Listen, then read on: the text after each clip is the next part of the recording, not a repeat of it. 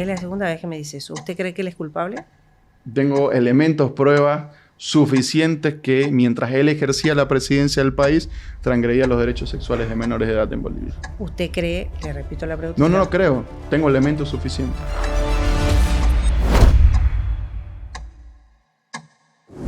Hola, ¿cómo están? Tengan todos ustedes muy buenas noches. Y como siempre, muchas gracias por acompañarnos en este espacio. Hoy arrancamos un nuevo episodio de En la Mira. Gracias a Olivos Urbanizaciones, Care Santa Cruz y Sesuma Finese, le damos la bienvenida. Muchas gracias a ustedes por estar con nosotros. Esta noche vamos a conversar con él, que sin duda alguna ha sido el ministro o uno de los ministros más mediáticos de los últimos tiempos. Lo vimos en operativos, lo hemos visto en redes sociales, en mitines y también en estadios y hablando de fútbol. Hoy quiere ser candidato, hoy es candidato a la presidencia y quiere ser presidente siguiendo la línea del gobierno. Eduardo del Castillo. Muchos afirman que persiguió a Camacho, pero que no pasó lo mismo con Evo Morales. Reprimió Santa Cruz, pero no entró al Chapare. Antes de continuar en esta campaña que ya entró en la recta final rumbo a las elecciones presidenciales del 17 de agosto, esta noche que está con nosotros Eduardo del Castillo, para responder sin filtros, sin poses, en la mira. Hola Eduardo, buenas noches. ¿Cómo estás, Cecilia? Muy buenas noches. Saludar a toda la gente linda de nuestro país. Primero, desmentir varias de las cosas que dijiste al inicio, que no había ingresado al trópico de Cochabamba. Si algún ministro ingresó más veces al trópico de Cochabamba fue mi persona. Hemos quemado e incendiado todo lo que hemos encontrado. ¿Cuántos operativos? Hemos tenido durante nuestra gestión, si no me equivoco, cerca de 15.000 operativos. ¿En el Chapare? En todo el país y la gran mayoría en la región del trópico de Cochabamba. Para que te des una idea, hemos destruido más de 3.000 fábricas de pasta base de cocaína, 400 laboratorios de cristalización de clorhidrato de cocaína. Hemos agarrado bolivianos, colombianos, peruanos, argentinos, brasileros. De todas las nacionalidades que estaban en el Chapare, las hemos exfiltrado. ¿Y por qué esto no suena tanto como en su momento lo que pasó, por ejemplo, en Santa Cruz con los operativos, con la movilización de la policía? ¿Por qué? Hay un tema de cerco mediático con los medios tradicionales en nuestro país, que cuando se trata de demostrar gestión, tratan de invisibilizarla.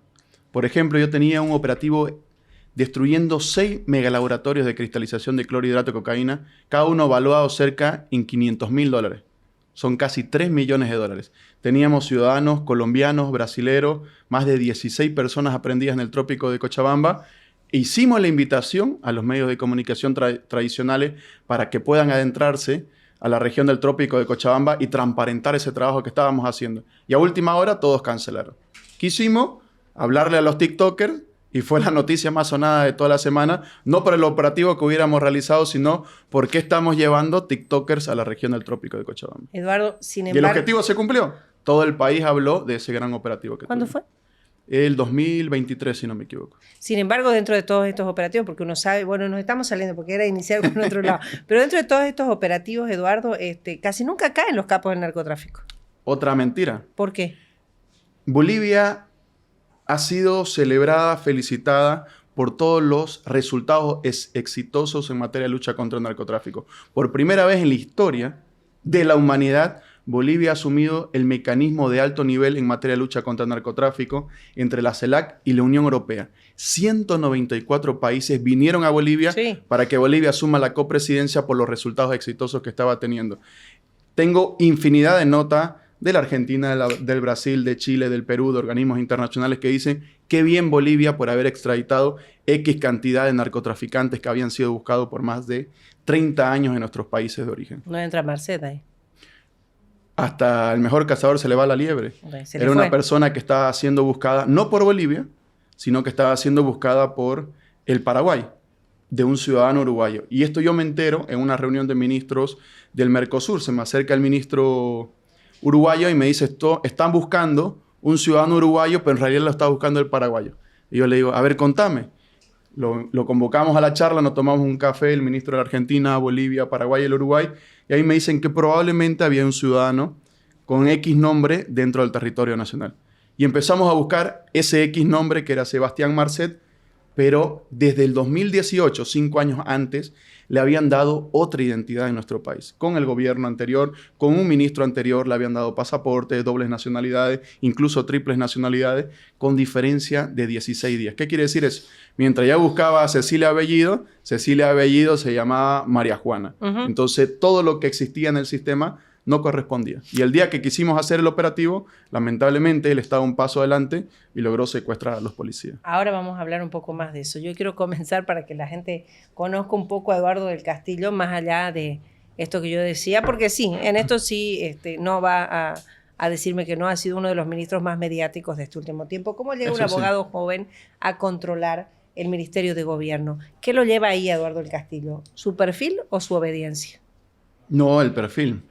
Séneca decía que la suerte es la oportunidad y la preparación.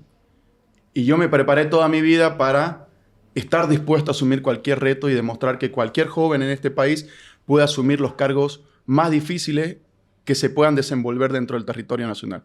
Por tanto, salí profesional a mis 21 años, estudié maestrías, diplomados, convenciones honoríficas, estaba terminando un doctorado, entonces me preparé, tenía una edad muy corta.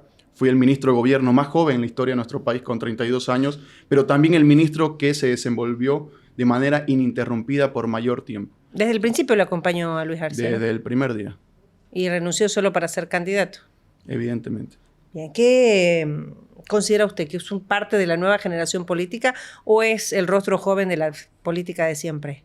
Somos nuevas ideas, Cecilia. Los jóvenes quieren transformar este país y los jóvenes ameritan y necesitan una oportunidad.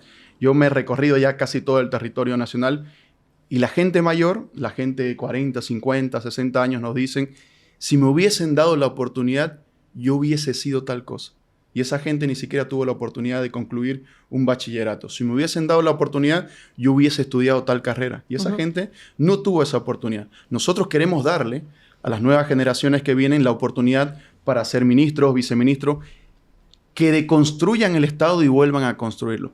Por eso nosotros dijimos desde el primer día, tenemos 17 ministerios, vamos a bajar a 12 y vamos a crear el ministerio que va a traer dólares al país, el Ministerio de Comercio Exterior. Tenemos 56 viceministerios, vamos a bajar a 31 viceministerios.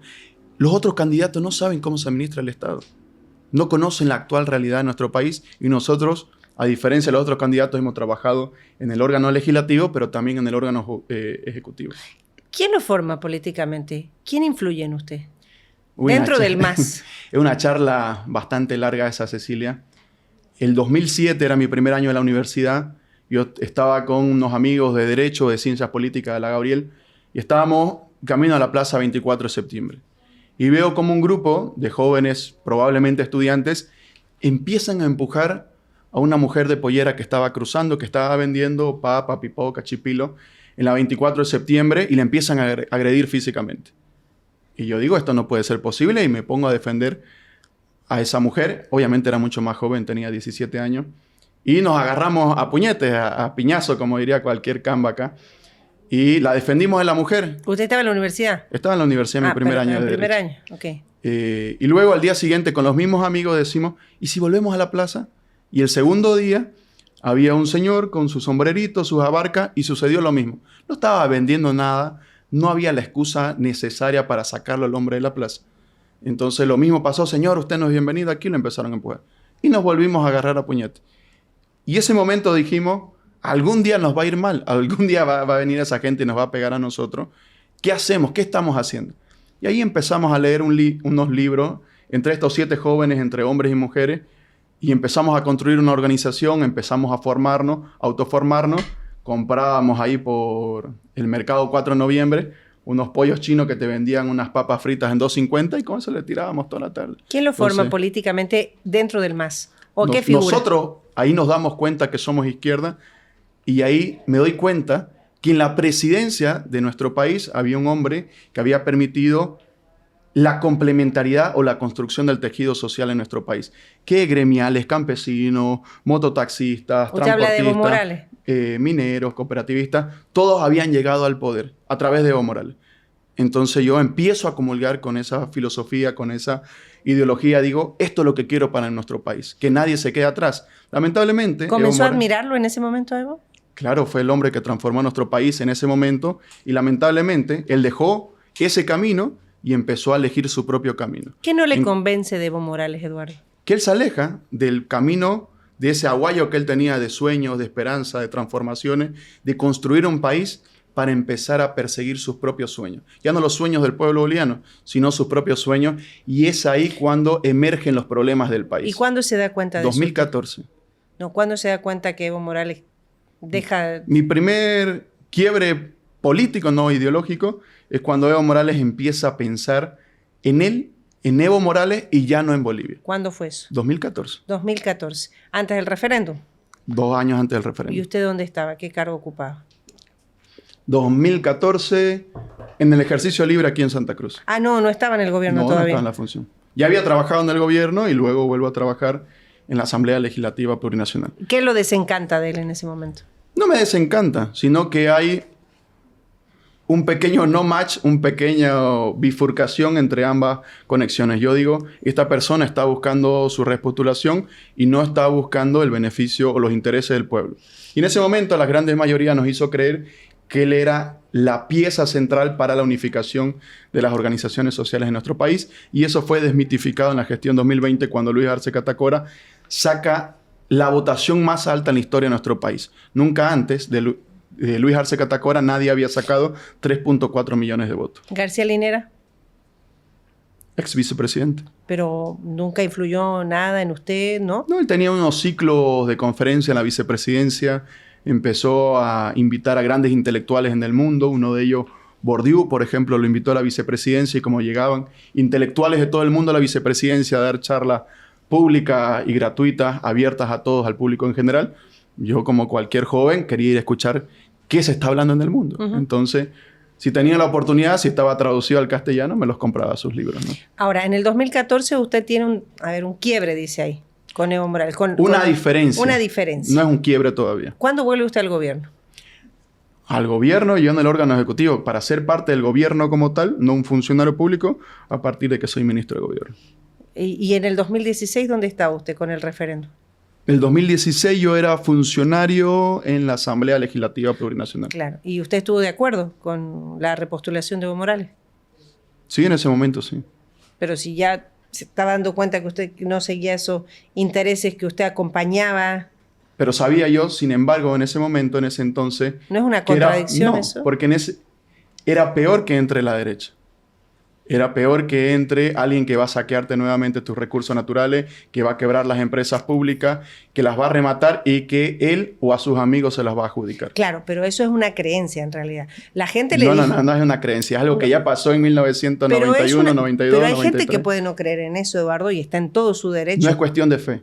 Es algo que ya pasó en nuestro país. Bueno, si no es creencia, entonces... Pero puede que sí, como puede que no. La gente tiene derecho a creer en eso, como tiene derecho a no creer que eso va a ocurrir. Samuel, por ejemplo, cuando era ministro de Planeamiento y era el jefe del gabinete económico, él decía, jactándose de lo que estaba haciendo, voy a liquidar y rematar una empresa pública por semana. Sí, Eduardo, pero eso es lo que usted puede creer y es comprensible. No lo creo. Es lo que existió y lo que pasó en el país. Pero por supuesto, pero también existió y pasó en el país que un pueblo entero, un país entero le dijo a Evo Morales que no quería que se repostule, y Evo Morales se repostuló también de la misma manera. Y lo dije públicamente yo que fue un error político. Por eso. Entonces, hay situaciones que pasaron y que pueden no volver a pasar en este momento. Por eso le digo, es cuestión de lo que cada quien crea y, por supuesto, cada quien... No, es que ahora lo dicen nuevamente. Los candidatos Samuel Doria Medina y Tuto Quiroga dicen, no va a caber ninguna empresa pública en el país. Y cuando yo les pregunté precisamente en el debate qué van a hacer con el teleférico en La Paz, ¿lo van a cerrar? ¿Lo van a privatizar? ¿Lo van a vender? ¿Qué van a hacer con el Mutún en Santa Cruz, que fue un anhelo de los cruceños desde la década de los 80? No responden. Cuando están en su círculo de amigos, cuando están con su grupo de confianza, dicen, vamos a liquidar el Estado. Pero cuando tienen que responder al pueblo, utilizan una artimaña para no responder. Claro, yo ahí le quería preguntar nuevamente, por favor, Eduardo, quería preguntarle, efectivamente, cuando usted habla de un quiebre, habla de ahí de su momento, de lo que pasó con Evo Morales en el 2016, usted dice que hoy lo admite que fue un error político. Y lo dije hace un par de años. Hubo gente que pensó que era un error político dentro del entorno. Sí, sí, sí. Luis Arce, ¿qué pensaba en ese momento? No estaba cerca de Luis Arce el 2014 o el 2016. No tenía una cercanía próxima. ¿Y quiénes estaban de acuerdo y quiénes no? No, yo no era parte del gobierno del 2014, el 2016. Yo como un ciudadano común y cualquiera. Pero usted estaba en el legislativo en el 2016, me acaba de decir. Sí, pero es lo mismo que en un medio de comunicación. Usted el no tenía periodista, poder de... El camarógrafo no incide en las decisiones No, por supuesto. del empresario. Yo era un funcionario de bajo rango que opinaba libremente, como cualquier servidor público, como cualquier transportista, como cualquier gremial. Tenía mi propio pensamiento. Yo no influía ni en Evo Morales, ni mucho menos en todo el gabinete. ¿Cómo llega usted a ser el hombre de confianza de Luis Arce? Creo que es una respuesta que me debe también Luis Arce Catacora. ¿Nunca se lo dijo? Nunca me lo dijo, cómo pensó en mi persona, no sé cómo habrá tomado esa decisión. Un día me llama, en plena pandemia, él ya había ganado las elecciones, y me llama una compañera y me dice, ¿le va a hablar el presidente? Y yo le digo, ¿cómo estaba mi compañero presidente? Le digo, no había sido posesionado todavía. ¿Cómo estás, Eduardo? ¿Todo bien? Quiero que seas parte de mi equipo. Y yo le dije, usted me conoce, donde me toque desempeñar funciones para apoyar a mi país, ahí voy a cumplir funciones. Y él me dice, vas a ser parte de mi gabinete, quiero que seas ministro. Mañana te van a llamar y te van a decir, ¿qué cartera? Y yo, que no sea el Ministerio de Gobierno. Porque justo Bolivia estaba saliendo de una interrupción democrática y donde la policía se había amotinado y obviamente era uno de los ministerios más complicados para asumir. Fue el Ministerio de Gobierno. Fue el Ministerio de Gobierno, evidentemente. Entonces me llaman al día siguiente, me dicen, Eduardo, acaba de llamarme el presidente y me dice que mañana vaya a la Contraloría, era un fin de semana, para sacar su documento de la Contraloría y va a ser ministro de Gobierno. Y yo, muchísimas gracias. Y ahí no sabía qué hacer. Decía, me está tocando la cartera más difícil y voy a ser probablemente el más joven de todo el gabinete. No sabía quiénes iban a ser mis colegas en ese momento. Ahí le comento solo a mi esposa. Y el día que me estaban posesionando, ya minutos antes la llamo a mi madre y le digo, voy a ser ministro de Gobierno. Mi madre nunca le gustó que esté en política. Y así que hasta ahora seguimos. Nunca le hice caso en eso. En la única cosa. ¿Tiene autonomía de gestión o usted responde una línea, Eduardo? ¿Ahora? No, yo tengo autonomía. Todas las propuestas que estamos desarrollándolas son con las organizaciones sociales, pero con un gran equipo de profesionales que hemos logrado consolidar a la cabeza de Eduardo y de Milán. No responde a la línea, por ejemplo, del Movimiento al Socialismo, la línea... nuestro partido. Pero a la bajada de línea, por ejemplo, de Luis Arce, ¿o no tiene la influencia? No, nosotros tenemos nuestro propio plan de gobierno, lo hemos dicho públicamente. Luis Arce Catacora, cuando iba a ser candidato, presentaron un plan de gobierno al Tribunal Supremo Electoral y nosotros elaboramos y redactamos nuestro propio plan de gobierno que se llama Bolivia Primero. Primero los bolivianos, primero nuestra gente, primero la familia, la gente de a pie. Para ellos es nuestro plan. Si mañana el MAS lo deja fuera, ¿usted tiene un propio proyecto político? Yo he estudiado, Cecilia, algo que me apasiona, me encanta y me emociona hacer es la docencia. He sido docente en universidades públicas, privadas, en pregrado, en posgrado. Entonces me encanta despertar a los jóvenes de saber cómo funcionan las cosas para que ellos puedan deconstruirlas y plantear cosas nuevas. Entonces, algo que voy a hacer toda mi vida, con cargo o sin cargo, es volver a la docencia, que lamentablemente ha sido interrumpida por este plazo mientras yo era ministro de Gobierno. ¿Pero no se animaría a hacer un proyecto personal propio? Político, En este ¿no? momento nosotros estamos enfocados 100% en la campaña. Nosotros consideramos que, a pesar que somos la candidatura más joven, somos la candidatura que tiene más experiencia en el órgano ejecutivo y en el órgano legislativo. Y sabemos que para que se consoliden las propuestas del órgano ejecutivo hay que llegar en consensos al órgano legislativo. Cuando yo trabajaba en el órgano legislativo me decían, doctor, Eduardo, haga aprobar este proyecto de ley. Y la gente a veces, Cecilia, solo quiere que uno lo escuche. Que le digan, en vez de micrófono, ¿por qué no le pones aparato? Bueno, cambiemos un sinónimo, cambiemos las palabras. En vez de poner recipiente, pongámosle vaso. Está bien, cambiemos esa palabra. Y los proyectos que me encargaban a mí se aprobaban por unanimidad. Y eso falta en este país. Dejar de buscar culpables, de dejar de buscar responsables, dejar de poner el dedo en la herida, echarle sal a la herida. Lo que necesitamos nosotros en este momento es lograr consenso y cómo a través de nuestras diferencias podemos lograr la unidad. Quiero volver a este tema un poco porque creo que es importante y que la gente también lo analice a través de este diálogo, Eduardo. Y usted me dijo hace ratito, hace algunos minutos atrás, que hasta el mejor cazador se le va a la presa. Sí. Marcet, ¿cómo explica usted? Usted no era ministro de Gobierno, pero ¿cómo logra explicar que él viviera a vista y paciencia del Estado durante meses? Era una persona, de acuerdo a los flujos migratorios que teníamos, que ingresaba y salía del territorio nacional, como Juan Pérez, con los seudónimos que utilizaba, con la documentación falsa, fraguada, que le habían entregado a través de las instituciones. ¿Quién fue el responsable para usted? Usted que fue ministro de Gobierno después, usted que hizo ese operativo, hoy que es candidato a la presidencia, para usted, ¿quién fue el responsable de que Marcet viviera como un ciudadano más? Este caso está en pleno proceso de investigación, pero hay temas que levantan mucha sospecha. ¿Por qué? Sucre, la capital de nuestro país, no tiene una máquina que me imprima los pasaportes. Y casualmente, donde le emitieron el pasaporte a Sebastián Marcet con la identidad falsa, era Montero. Meses antes, habían abierto una sucursal de migración en Montero con el exministro de Gobierno, Carlos Romero, en Montero, y ahí casualmente pusieron a la hija de una exministra a desempeñar funciones. ¿De quién? En Montero. ¿De Nemesia Chacoya. Entonces era la funcionaria que le emitieron un pasaporte a Sebastián Enrique Marcet. Y esto se encuentra en pleno proceso de investigación. Quiero que no. Esa parte que nos está diciendo es importante. No, es pública, él la ha hecho varias veces cuando era ministro de Gobierno. Pero allí usted dice que la persona que le emite el pasaporte a Sebastián Marcet era familiar de Nemesia Chacoya. ¿Es la hija de Nemesia Chacoya? Así es. ¿Se la está investigando? ¿Se la investigó? Se inició todo el proceso. Nosotros iniciamos la investigación en el Ministerio Público. Hay un proceso que está llevando su curso actualmente en el Ministerio Público en la actualidad. ¿Pero sabe usted en qué estatus está esto, digamos? Yo ya he perdido la actualidad. ¿Y hasta dónde usted salió? El último actuado que yo sabía es que se le había citado a declarar y ahí he perdido el contacto. Lo que debería investigarse ¿A usted le llama la atención? A mí lo que me llama la atención no es la funcionaria en sí.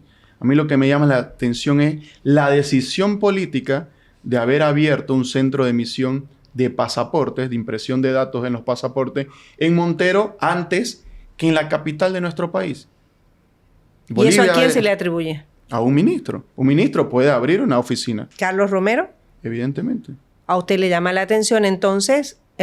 Para abrir una oficina es con una decisión política. El rol y de la Carlos decisión Romero política la toma la máxima autoridad. Además, abrieron esa oficina con bombo y platillos con el exalcalde de Montero y con el exministro de Gobierno. Lo hicieron con los medios de comunicación y es un tema público. ¿Qué falló ahí? Si usted tuviera, digamos, que decir, hoy ya no está usted en el ministerio, Eduardo.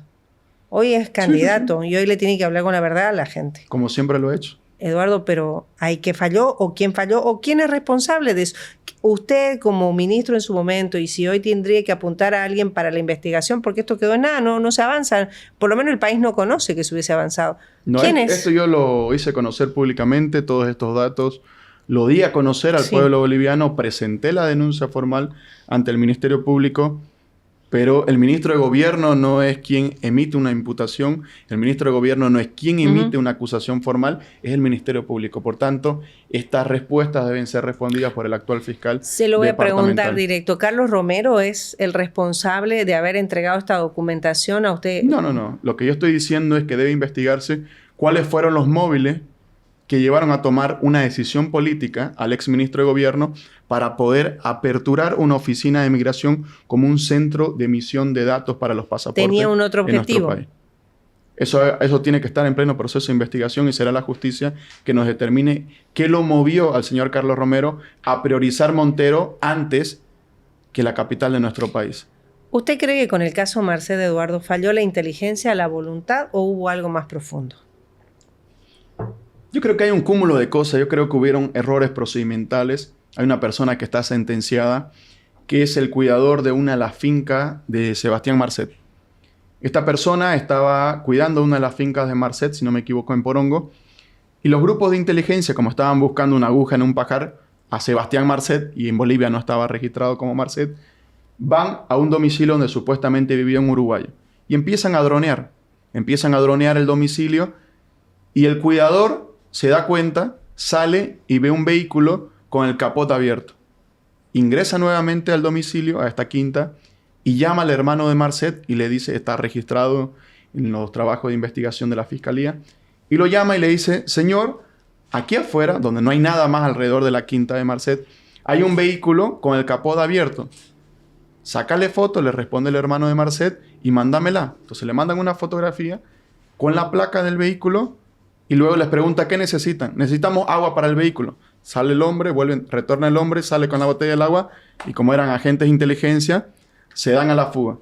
2 semanas antes del hecho cuando Marcet secuestra, o con la gente de Marcet secuestran a los 2 policías, este hecho ya había ocurrido. ¿Qué quiere decir eso?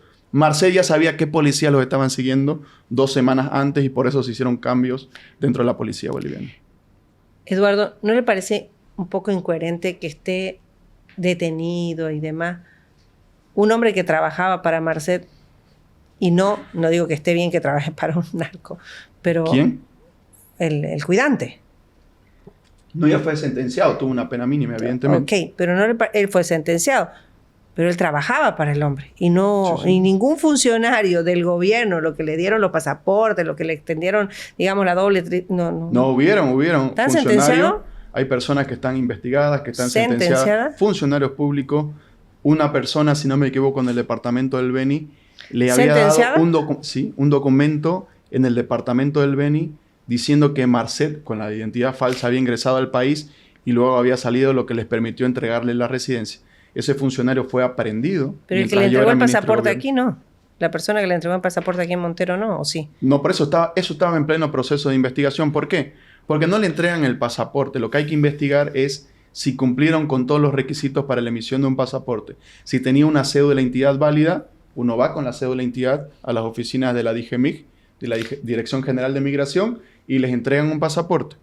Ahí no hay responsabilidad. Si no cumplieron con esos requisitos, evidentemente se tiene que concluir con una sentencia o una sanción ejemplar en contra de esa persona. Eso es lo que estaba investigando. Por eso cuando el Ministerio Público y la Policía Boliviana dice vamos a intervenir en las oficinas, intervengan lo que quieran. ¿Sabes qué pasa? Yo creo, y creo que esto está bueno también que se lo cuente a la gente, ¿no? Yo creo, Eduardo, que muchas personas en el país piensan o llegan a pensar que generalmente siempre se sanciona, se persigue, se investiga a la gente que no tiene un nivel decisivo en este tipo de situaciones que obviamente tienen otro nivel, ¿no?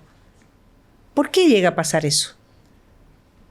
Es que necesariamente, Cecilia, los niveles de corrupción no siempre o prioritariamente no llegan a los niveles más altos. ¿Para qué yo necesito un viceministro para un hecho de corrupción si tengo al funcionario de ventanilla?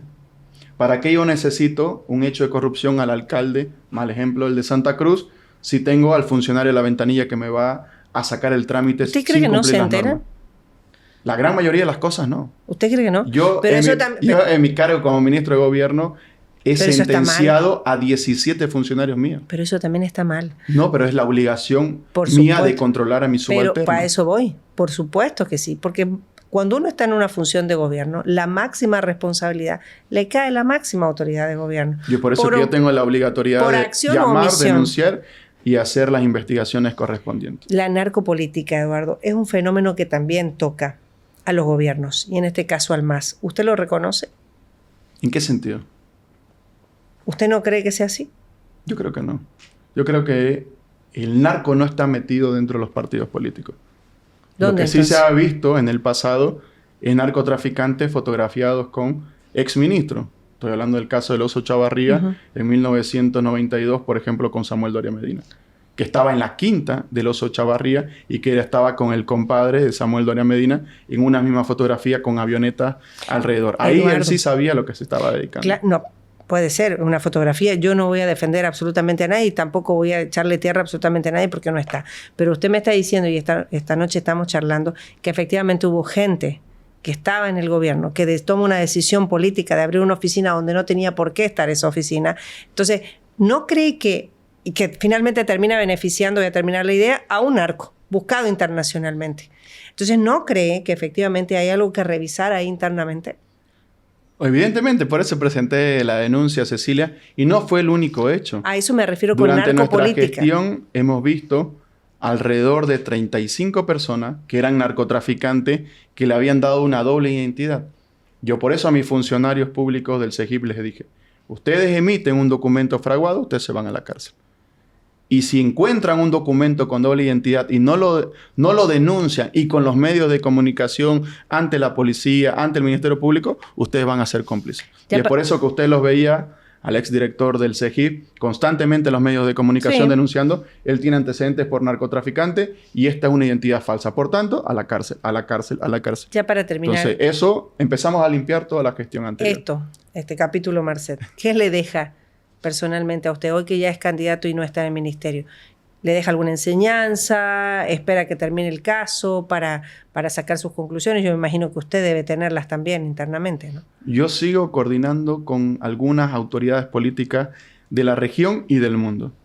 Toda la información que me ha llegado, he ido país por país a entregarlas personalmente y eso ha permitido que en los países de la región puedan desbaratar esta organización criminal tal como lo hicimos en nuestro país. Ha permitido que se logre la aprehensión de familiares, incluso de Marcet, más allá del Atlántico. Entonces, todo lo que hemos hecho en Bolivia ha funcionado para que los países de la región también puedan trabajar. No es una persona que esté buscada por Bolivia inicialmente, es una persona que está buscada por el Uruguay, por el Paraguay, por Colombia, por Brasil, por Estados Unidos ahora, y la DEA también lo está buscando. Entonces, recién se han metido otros países también para buscarlo. Entonces, no es un problema solo nuestro. Evidentemente, también es una asignatura pendiente que me gustaría que antes de lo posible logremos apresarlo y que los países cuando logren digan, gracias al trabajo de Bolivia, hemos logrado este resultado. Avancemos. Otro caso complejo, porque obviamente tiene repercusiones. ¿Cómo se gesta el operativo para detener al gobernador Luis Fernando Camacho? ¿Fue legal o fue una señal política o fue las dos cosas? El cumplimiento de un mandamiento de aprehensión. Y un mandamiento de aprehensión en la policía boliviana y cuando hay riesgo en la ejecución de un mandamiento de aprehensión, pasa a la Dirección Nacional de Inteligencia para que haga una apreciación de situación de cuáles son los posibles riesgos. ¿Cuánto tiempo tuvo usted este mandamiento de aprehensión en la mano? Eso no llega al Ministerio de Gobierno. A la policía. Eso directamente llega a la policía boliviana. Cuando hay riesgo del cumplimiento de un mandamiento, solicitan algunos elementos técnicos. Entonces ahí dicen, tenemos un mandamiento de aprehensión, necesitamos apoyo logístico, necesitamos el desembolso de recursos, por ejemplo, viáticos, pasajes de algunos policías para poder trasladarse y eso va a la área administrativa del Ministerio de Gobierno para cumplir esos pasajes. ¿Cuánto tiempo llevó todo esto y cómo se gestó esto? Eso tendrán que preguntarle al Comando General, si no me equivoco, no han pasado Pero ni 2 usted era semanas. ministro. Sí, pero no han pasado más de 2 semanas. Okay. No es que a nosotros nos digan, al Ministerio de Gobierno, ¿será que doy cumplimiento o no a este mandamiento de aprehensión? Los mandamientos de aprehensión llegan a la policía, al investigador, y el investigador decide si le da parte al superior o no. Si a un investigador... ¿A usted le dieron parte? Cuando lo estaban ejecutando. El momento ¿Antes que no lo estaban supo usted? ejecutando. No. A mí me llega y me dice, hay una apreciación de situación, vamos a dar cumplimiento. Yo estaba en CONAPE. CONAPE es el Consejo Nacional de las Políticas, donde discutimos, para que la gente lo entienda, donde discutimos todos los ministros sin el presidente. Eso lo hacemos todos los lunes. Entonces estábamos discutiendo todos los ministros, estábamos en una reunión y me dicen, señor ministro, quiero darle parte que acaban de aprenderlo a Luis Fernando Camacho. Y yo, un ratito me voy a salir, me salgo de la reunión. ¿A usted no supo antes? Yo no sabía que lo estaban ejecutando ese día, cómo lo estaban haciendo. Me dice, hemos ejecutado, necesitamos por favor que autorice el helicóptero porque el mandamiento es dar cumplimiento en la sede de gobierno. Entonces yo le digo, ya, perfecto, utilicen, den cumplimiento a lo que ha determinado la justicia. ¿Usted lo había contado esto antes, no? Creo que sí. Creo que no. Creo que sí, sí. Porque digo, usted como máxima autoridad del Ministerio de Gobierno en un operativo que podía tener consecuencias positivas o negativas en este caso, Es que no era de conocimiento público el mandamiento de aprehensión. era de conocimiento público que él tenía que presentar. Yo recuerdo que usted dijo que había un mandamiento de aprehensión. No. Yo lo que dije es que todas las personas cuando son citadas a declarar tienen la obligación de presentarse. Uh-huh. Y Luis Fernando Camacho lo citaron 1, 2, no sé cuántas veces. Y luego la justicia determinó emitirle un mandamiento de aprehensión, que eso lo pasaron al investigador y el investigador seguramente lo pasó a la Dirección Nacional de Inteligencia, porque eso ya lo conozco después, lo leí el informe y decía que necesitaban vehículos, que necesitaban el helicóptero, etcétera, etcétera. ¿Sabe por qué me llama la atención? Porque, claro, usted era ministro de Gobierno y estaban por detener nada más ni nada menos que a un gobernador. Sí, sí. ¿No le parece raro que no le hubiesen avisado antes? Es un gobernador. Y Más allá de ser un ciudadano, es un gobernador y es un gobernador electo. Es como que, a ver, la policía no necesita el visto bueno para dar cumplimiento a un mandamiento de aprehensión. No necesita que una autoridad política le diga cumpla o no cumpla la ley. Cuando a mí me han preguntado es cumpla la ley, cumpla la ley, cumpla la ley. Entonces, exceptuando en algún operativo que nos dice, la ley dice, señor ministro, que tenemos que despejar las vías. Convoco a la plana mayor de la Policía Boliviana, convoco al Director Nacional de Inteligencia, convoco al Director Nacional de Planeamiento y Operaciones, convoco a los grupos operativos y les digo, ¿cuál es el plan? ¿Cuáles son los riesgos? Porque ahí ya cuando yo tomo conocimiento tengo que asumir las consecuencias. Y todo el trabajo que nosotros hemos realizado, ejerciendo el cargo de ministro de Gobierno, hemos sido el único ministro de Gobierno que ha salido sin muerto en conflicto. Pero usted me dice que a usted le avisaron cuando ya lo habían detenido. ¿Cuando lo estaban deteniendo? No, me acaba de decir. No, cuando lo estaban deteniendo. Que le llamaron por teléfono y que le dijeron, acabamos de detener y que usted se Claro, sabe. pero el procedimiento continuaba. Claro, O sea, le estaban pidiendo autorización para el helicóptero. Hasta cuando no se lo traslada y se lo entrega a la autoridad del Ministerio Público, continúa en ejecución el mandamiento de aprehensión. ¿Y Evo? Evo es distinto. ¿Por qué?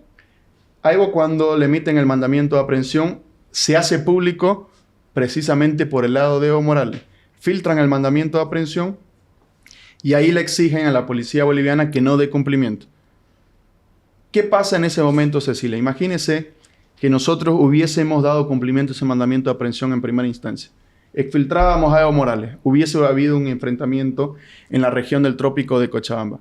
Policías muertos, gente obligada a defender a Evo Morales muertos. 20 personas al menos. Se lo exfiltraba a Evo Morales y se lo trasladaba al departamento de Tarija y una jueza en Santa Cruz, nada más que en otro departamento en Santa Cruz, dejando sin efecto el mandamiento de aprehensión. ¿Qué hubiese pasado? Evo Morales volviendo a la región del trópico de Cochabamba y saliendo como un superhéroe a destruir la democracia en nuestro país.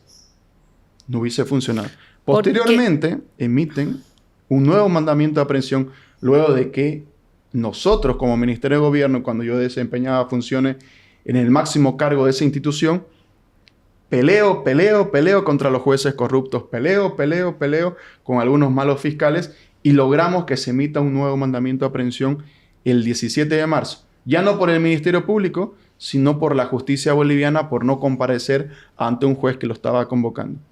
Ese mandamiento emitido el 17 de marzo ya es muy próximo a las elecciones en nuestro país. ¿Qué quiere decir eso? Si se ejecutase ese mandamiento de aprehensión hace un mes, hace 2 meses o en la actualidad, desembocaría en muertos, Cecilia. Pero, pero eso ya es un cálculo político. Usted me acaba de decir... No, evidentemente. Pero por usted eso me acaba de decir, pero es que Eduardo, aquí hay una diferencia, Cecilia, porque aquí ya esto es de conocimiento público. En el anterior mandamiento de aprehensión, nadie tenía conocimiento. Fue un tema de la justicia pero usted me que acaba de no decir se filtró la información policía es la que y se ejecutó. Tiene que ejecutar, que no necesita ni su autorización. Ya cuando la autoridad política asume conocimiento, asume también la responsabilidad. Y yo siempre he preservado, antes que cualquier cosa, la vida del pueblo boliviano. A mí cuando me llega... Pero en Santa Cruz, por ejemplo, Eduardo, perdón que lo interrumpa, hubo un movimiento cuando pasó lo del gobernador. Pero no hubo ningún muerto. Claro, pero porque hubo una represión policial también. O sea, fue fuerte la presencia policial. Usted habrá visto los días posteriores. No, ese día, Eduardo, se entraron al aeropuerto de Virubiru, ¿recuerda? La gente que entró golpeando, actuales autoridades golpeando a funcionarios públicos que no tenían nada que ver. Ese es el mismo temor que usted me manifiesta del Chapare. No son las mismas condiciones materiales. ¿Por qué, Eduardo? No es la misma situación, porque el Chapare es una zona muy distinta a la ciudad de Santa Cruz. Basta verla satelitalmente cómo es Santa Cruz y basta ver cómo es satelitalmente el Chapare. Son zonas completamente distintas y las formas de exfiltrar a una persona prendida es completamente distinta. ¿Cuál es lo distinto para que usted le pueda explicar a la gente que quizás en este momento, y usted sabe que se lo han preguntado porque se lo ha preguntado muchas veces, cuál es la diferencia entre un ciudadano y otro ciudadano, entre una ciudad y otra región? Si usted, Cecilia, quiere salir de aquí hacia la avenida Cristo Redentor, tiene 100 vías, 100 elecciones para salir. En la región del trópico de Cochabamba, si yo quiero ingresar a la radio Causachuncoca, tengo 2 vías. Una que va de Cochabamba a la radio Causachuncoca y otra que va de Santa Cruz a la radio Causachuncoca. No hay más vías. Entonces hubo un análisis antes de operar en una y otra ciudad. En esta, evidentemente, hubo. Y en la otra también hubo. Hubo un informe de la Dirección Nacional de Inteligencia con una apreciación de la situación de las posibles consecuencias. Y cuando la policía no ve que hay posibilidades de que ocurran muertos, no es necesario comunicarlo a la autoridad política. En este caso, ya como fue de conocimiento público, ahí pedimos los informes ¿Qué le correspondientes. responde a la gente que piensa que usted no actuó contra Evo Morales porque le tiene miedo? No, yo no le tengo miedo al señor Morales, no le tengo miedo a las personas. Yo lo que le debo decir... ¿Al Chapare? Tampoco le tengo miedo. Ahí lo que nosotros necesitamos saber es que primero están las vidas de las personas. Primero está el pueblo boliviano. La gente en este momento quiere un cambio de gobierno el 8 de noviembre. Y para que eso ocurra, tienen que haber las elecciones el 17 de agosto. Y para que eso ocurra, no tienen que haber enfrentamientos en el país y mucho menos muertos que puedan generar una convulsión de tal magnitud que se suspendan las elecciones. Por tanto, una vez se conozca un binomio ganador el 17 de agosto, el actual gobierno tiene toda la legitimidad para ingresar a la región... ¿Este gobierno dice usted? El actual. Ah, ok. Para ingresar a la región del Trópico de Cochabamba. ¿Por qué? Pase lo que pase, Cecilia, ya va a haber un gobierno electo por el pueblo. Si no lo hace el actual gobierno, el siguiente gobierno ya tiene toda la legitimidad porque es un gobierno legalmente constituido. Lo que nadie quiere en este país es que no hayan elecciones, que no haya un cambio de gobierno, que no haya una prórroga de mandato y, por tanto, para que todo eso ocurra necesitamos paz y estabilidad. Usted dice entonces, Eduardo, que será tarea de Luis Arce antes de irse del gobierno y de los actuales ministros o de la policía, digamos, ejecutar este mandamiento contra Evo Morales. Una vez se conozca el binomio ganador, claro, tienen toda la legitimidad. Porque pase ¿Le lo que deja la pase, tarea a usted? no es que pase lo que pase, ya hay un binomio ganador. Supongamos que existe una movilización de tal magnitud y tenga que renunciar Luis Arce Catacora, tenga que renunciar David Choquebanca, el Parlamento, ¿qué va a decir? Una ley corta, rápida, para que asuma el nuevo gobierno electo por 5 años.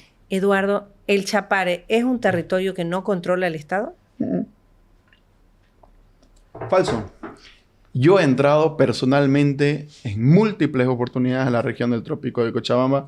Ya les decía, hemos destruido fábricas, laboratorios, hemos destruido pistas clandestinas, hemos destruido todo lo ilícito.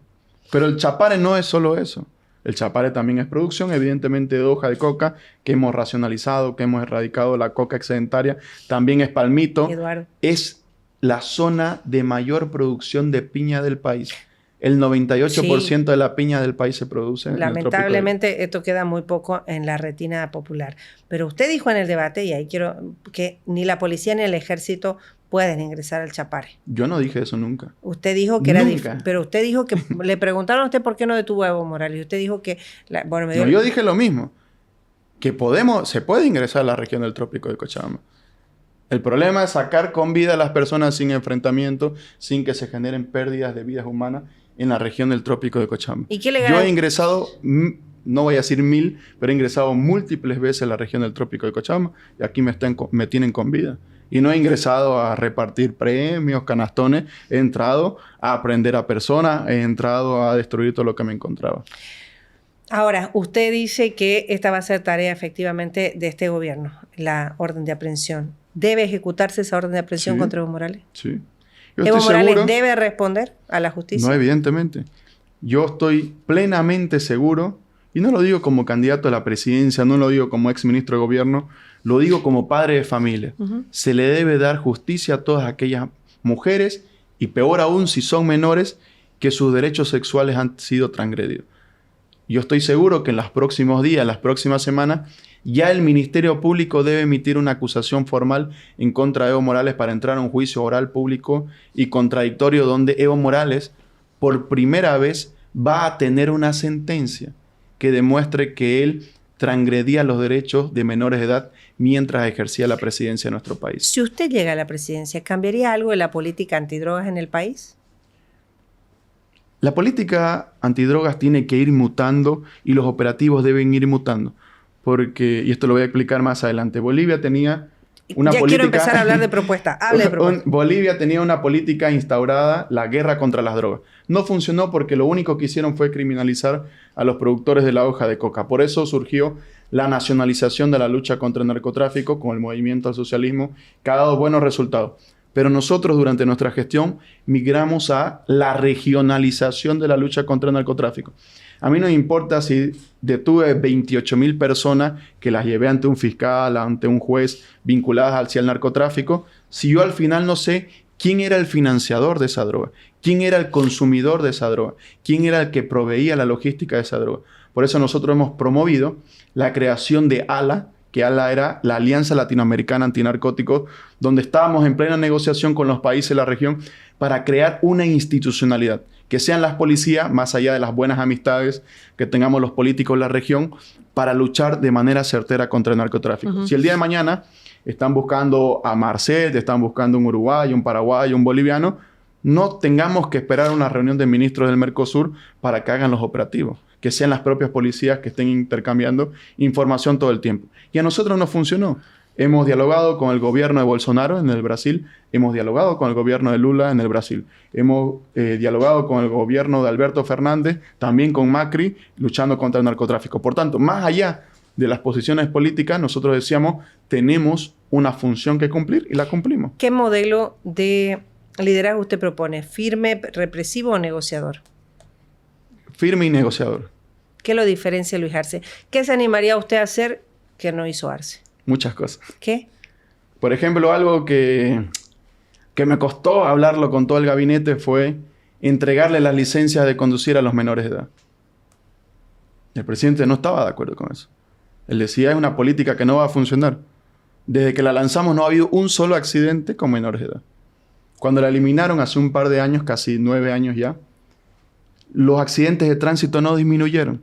Lo que disminuyó fue la recaudación, obviamente, para las instituciones del Estado, donde ya no sacaban la licencia de conducir, pero lo que realmente redujo en nuestro país fue la tasa de cobertura de los accidentes de tránsito.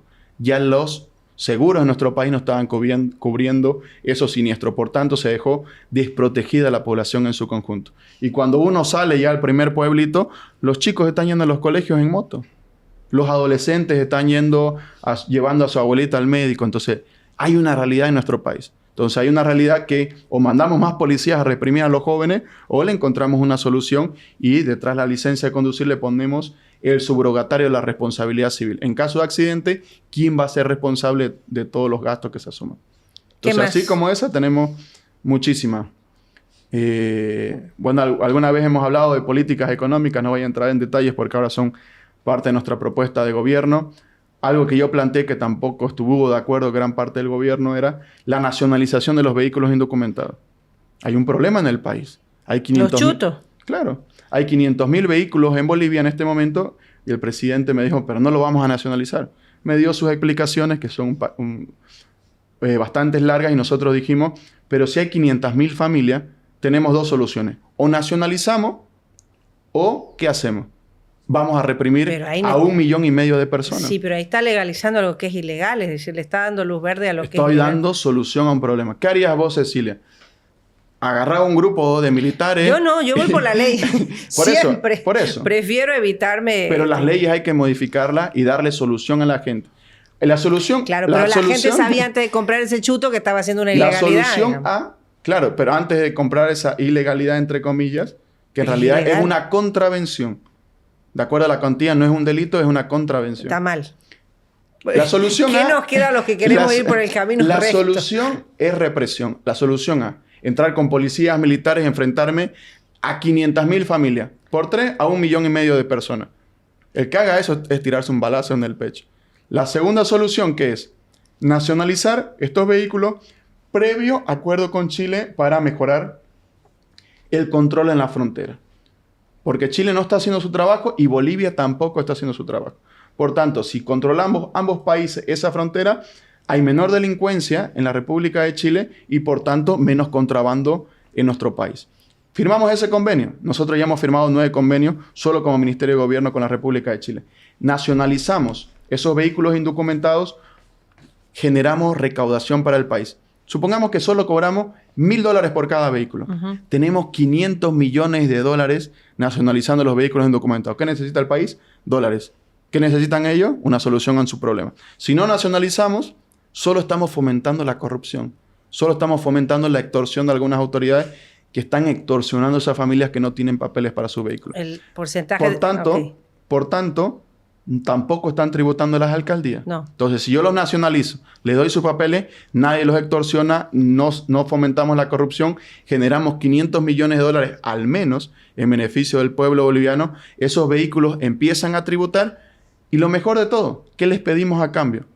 que compren un kit verde que básicamente va a permitir que estos vehículos funcionen como híbridos, que empiecen a consumir energía eléctrica. ¿Por qué? Porque con estos vehículos indocumentados hemos creado una nueva ocupación. Los vendedores de gasolina y los vendedores de diésel a 10, a 14, a 15, a 17, a 20 bolivianos en las calles. Si les damos la documentación a estos vehículos, esa subocupación o ese contrabando de combustible va a ir mermando. Pero sabe que eso no es tan fácil, porque un vehículo, para que obviamente se convierta en un vehículo híbrido, necesita un tipo de tecnología que naturalmente los vehículos chutos no lo tienen. Pero hay fondos financieros que quieren invertir. Claro, pero además... Hay fondos financieros que quieren invertir en este país. Y no también va por un tema de financiamiento, va por un tema de tecnología. No cualquier vehículo puede convertirse. No, hay unos kits que pueden convertir. Los vehículos a gasolina pueden convertirse con un kit que cuesta, si no me equivoco, entre $2.700 a $3.500. Que pueden dejar de consumir la gasolina en nuestro país. ¿Qué lo diferencia, Eduardo, a usted? Ya me dijo que haría distinto de Luis Arce, de Evo Morales. Uy, bastantes cosas. A mí no me mueven los intereses personales. ¿Qué más lo diferencia de Evo Morales? Yo respeto y protejo los derechos de todas las personas en este país. ¿Él no? No, ya lo hemos visto con las transgresiones sexuales a menores de edad. Evidentemente hay una diferencia abismal conmigo. Es la segunda vez que me dice eso. ¿Usted cree que él es culpable? Tengo elementos, pruebas suficientes que mientras él ejercía la presidencia del país, transgredía los derechos sexuales de menores de edad en Bolivia. ¿Usted cree? Le repito la pregunta. No lo creo. Tengo elementos suficientes. Y por eso ¿Usted hemos dice trabajado. que es culpable? No se lo va a determinar la justicia. Yo tengo elementos suficientes de que él sí transgredía los derechos sexuales. Cuando hablamos de transgredir los derechos sexuales de menores de edad, quiere decir que él estuvo en relaciones con menores de edad siendo presidente. Y embarazó al menos 2 de ellos. Esto lo tiene usted, obviamente, lo ha presentado, entiendo yo, ante la justicia. De uno de los casos sí, el otro caso la víctima me pidió guardar absoluta reserva y que cuando ella se anime va a salir a ¿Usted nunca se dio cuenta antes? Yo, que tenga pruebas, que tenga elementos, antes no las tenía. Cuando ya ocupé el cargo de ministro de gobierno, me llegaron los elementos de convicción, me llegaron los informes correspondientes. Por tanto, ¿qué hice? Vayan y presenten esto, no al ministro de gobierno, que se investigue en el Ministerio Público. ¿A que él teniendo relaciones sexuales con menores de edad? Porque si usted dice, a ver, acompañados de menores de edad mientras él era presidente, usted estaba en el legislativo, obviamente en otro aspecto no lo va a mirar, por supuesto, pero nunca vio a estas compañías, nunca le llamó la atención. ¿Nunca fue cercano a Evo Morales? No me relacioné, vi algunos 2, 3, 4 temas con Evo Morales estrictamente técnicos que nos convocaban, decían, a ver, que venga el abogado y nos explique, que venga el doctor y nos explique. Entonces les explicaba algunos temas de Santa Cruz, les explicaba algunos temas jurídicos o me encargaban una misión para aprobar una ley. Me decían, usted encárguese de que se apruebe esta ley y lo hacía. Eduardo, en las cosas concretas, digamos, que usted llegaría a hacer si es presidente, ¿cómo de alguna manera piensa cambiar el tema de la justicia? Esto de lo que hemos visto en estos últimos años.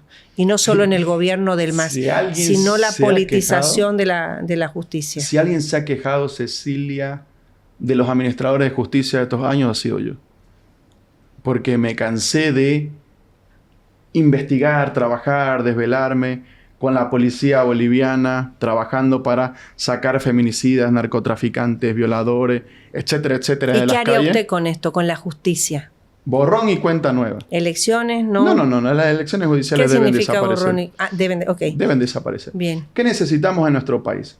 Lamentablemente, cuando llega ya la crisis judicial, que cada vez más llega más pronto, llega un momento en que la gente dice, ya que se vayan todos los jueces corruptos.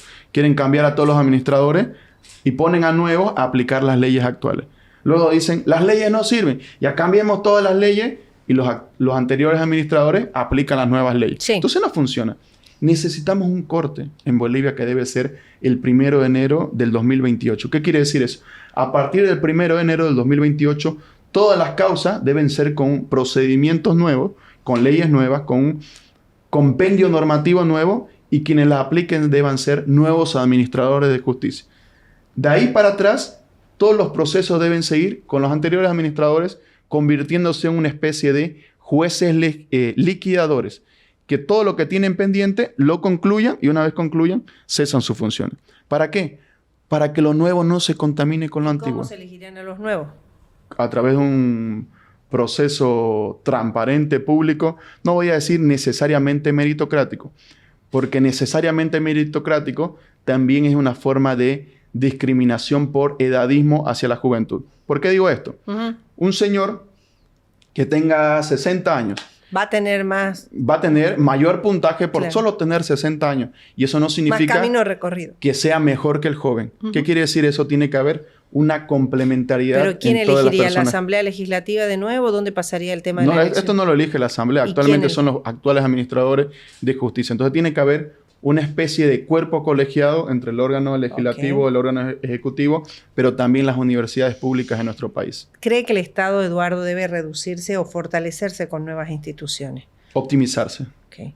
¿Cómo sería su relación con los privados si usted llega a ser presidente? Los privados. La empresa privada, exportaciones. No, no sale del ministerio. Estaba muy en el ministerio. Sí, no, como presidente, digamos, ¿no? Exportaciones, por ejemplo. ¿Qué haría con el tema de exportaciones? Que ha sido un gran problema por el tema del veto, los cupos. Hay que hacer muchas cosas, Cecilia. Nosotros hemos planteado convertir a Bolivia en el corazón de las inversiones. Convertir a Bolivia en el hub de las negociaciones. Queremos que la gente venga a invertir. Tenemos potencial para que el mundo pueda invertir. Si hay espacio en el mundo para todos, ¿por qué no hay espacio en Bolivia para el mundo? Entonces, para que eso ocurra, necesitamos cambiar al menos 7 leyes en 5 cosas principalmente. ¿Qué quiere decir eso?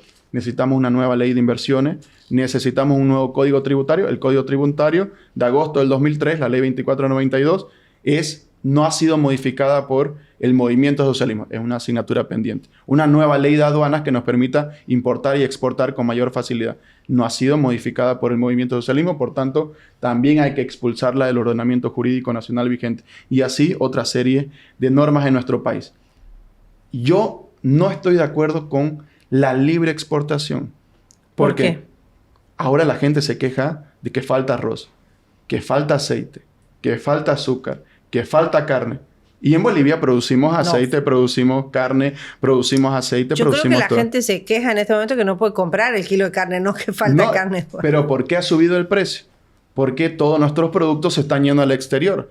Pero eso es es que los productores están priorizando que vender nuestra comida afuera antes que venderla dentro del territorio nacional. ¿Usted está seguro que es culpa de los productores esto? No estoy hablando yo de culpa de los productores. O responsabilidad. ¿Qué necesitamos hacer? Ampliar la frontera agrícola en nuestro país. Necesitamos producir más. Pasar de producir 4.5 millones de hectáreas a producir 10 millones de hectáreas. ¿Qué quiere decir eso?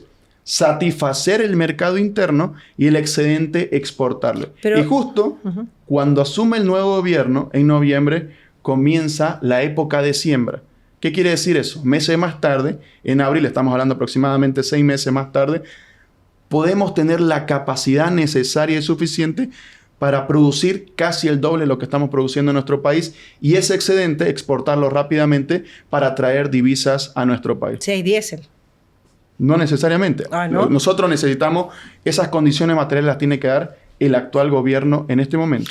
Pero hoy sabe usted cuál es la crisis que hay, diésel, gasolina, no la puede negar. La crisis y la falta de dólares. Claro, pero eso ha llevado que efectivamente no tengamos ni gasolina ni diésel. Por eso necesitamos priorizar primeramente, satisfacer estas demandas para que a partir de noviembre nosotros empecemos a producir más y mejor. Por ejemplo, la superficie producida en arroz en Bolivia es superior a la del Perú. Pero cuando uno ve la tasa de rendimiento del arroz, en Bolivia producimos 2.1 toneladas por hectárea. El Perú está produciendo 8. Yo le pregunto a las bolivianas y bolivianos, ¿los peruanos son mejor que los bolivianos? ¿Usan biotecnología? Necesitamos aplicarla aquí nosotros. ¿Usted va a abrir esto de la biotecnología? Yo lo propuse públicamente en un foro de empresarios. Claro, usan biotecnología. De manera conjunta. Y la están aquí usando no de manera... No, sí la usan. Bueno, pero no sé si la usan. No, la verdad sí la que usan. Legalmente hablando no la pueden usar. Pero la están usando. Pero podría usarse... Usted ha hablado de legalizar vehículos... Seguridad jurídica. Okay. Si la gente ya está usando la biotecnología, hay que legalizarla. La apertura total para la biotecnología. No, tienen que haber una serie de condiciones. Tampoco vamos a producir alimentos pero les va a permitir que nos estén dañando la salud humana. Tenemos que utilizar la Hoy biotecnología. consumimos productos que no son Hoy muy día buenos. tenemos que utilizar la biotecnología que sea más amigable con la salud humana, que nos ayuda a mejorar el rendimiento y, por tanto, que facilite los niveles de exportación en nuestro país. ¿Reformaría la Constitución, no? En varias cosas. ¿En qué? En los temas competenciales inicialmente. Por ejemplo. Primero, Yo creo que la repostulación nos ha hecho mucho daño. Segundo, el tema de la justicia, eliminar la elección de los magistrados. Y luego hay desórdenes en temas competenciales como salud, educación y tema medio ambiente. Por ejemplo, un joven se enferma y quiere ir al San Juan de Dios. Le duele la muela, necesita un tratamiento inmediato. Y no hay los medicamentos. Ese joven no sabe si quejarse al alcalde, al gobernador, a la ministra de Salud o al presidente. No sirve, dice nada más. Y si se molesta, dice, Johnny no sirve el gobernador, no sirve la ministra, no sirve. Y esto se debe que todos tienen corresponsabilidades. La Constitución dice competencias privativas, exclusivas, compartidas, concurrentes. Y nadie finalmente se hace cargo de nada. Por tanto, se le debe preguntar a la población a través de un referéndum, porque las modificaciones constitucionales son a través del voto popular, ¿quién quiere que administre el sistema de salud? ¿El gobierno nacional, el gobierno departamental o el gobierno municipal? El órgano que tenga mayor consenso poblacional se le deben transferir los recursos económicos, pero también las obligaciones, para que se haga cargo de todo el sistema de salud. Vamos a ver qué opinan los municipios pequeños, vamos a ver qué opinan los municipios grandes, pero no está funcionando el sistema de salud actualmente porque nadie asume su completa responsabilidad. Por ejemplo, en Camiri el presidente, yo una vez lo acompañé y él dijo, me comprometo a construir el hospital de segundo nivel. El trámite para iniciar eso tardó 3 años porque el CEDES de Santa Cruz le decía, no estoy de acuerdo con este hospital. Entonces una pelea entre órganos dificultaba que la gente en Camiri pueda acceder al sistema de salud en su municipio. Entonces, cuando hay muchas personas, cuando hay muchas cabezas en una sola competencia, no funciona. Lo propio pasa en educación, lo propio pasa en el tema medioambiental. Se nos acabó el tiempo. Muy corto, voy a tener que volver. Seguro que sí. Ojalá. Bueno, tengo que hacerle un ping-pong que se los he hecho absolutamente a todos, ya. No puedo dejarlo de hacer con usted, Eduardo. Con una sola frase, una palabra, lo que usted quiera. Samuel Doria Medina. Exministro de Planeamiento en la época del MIR de 1992, que rifó todo lo que teníamos los bolivianos. Tuto Quiroga. Un presidente que administró un país y en su gestión hubo más inflación.